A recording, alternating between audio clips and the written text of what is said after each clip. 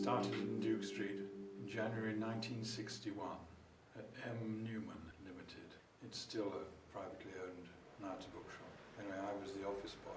I guess I was 18. And Newman's of Duke Street dealt in 19th century pictures, they dealt in cardinal pictures, and they dealt in landscapes by F.W. Watts and Leader and so on. So it's sort of the backbone of a certain kind of dealer. But anyway, while I was there, one of the things I was supposed to do was go through the photographs and file them. And I came across this one collection of pre-Raphaelite pictures. And I thought to myself, well, that is actually what is good about 19th century art, is the pre-Raphaelites. And they had them there, and that sort of turned me on. So I started looking for them.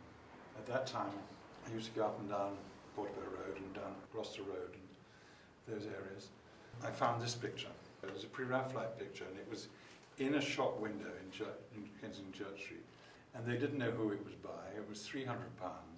So I bought it. It had on the back of it an inscription which said Gate and Bodley. And it sort of took me a little while to work it out. But in fact, the picture turned out to be by somebody called Spencer Stanhope. And the inscription was Our Lady of the Watergate, belonging to G.F. Bodley. I haven't studied art history, but I learned by sort of, instinctive things going into me.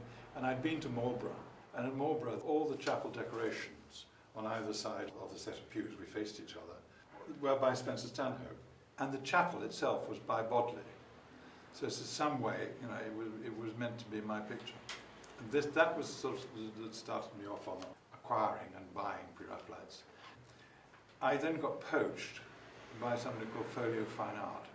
They were a branch of the Folio Society, and they were mail-order dealers in drawings, watercolours, prints, sculptures, and so on. And these were their catalogues, where they were produced every month and sent out to the Folio mailing list. And I had to buy and write the catalogue entries on the drawings.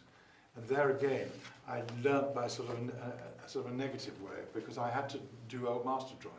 And although we had the expertise of Philip Pouncey, who was the curator of drawings at the British Museum, I reckon that you couldn't actually tell who these old master drawings were by. Pouncey would come in and say, I've discovered such and such an artist, and suddenly all the drawings that I'd bought were by this artist.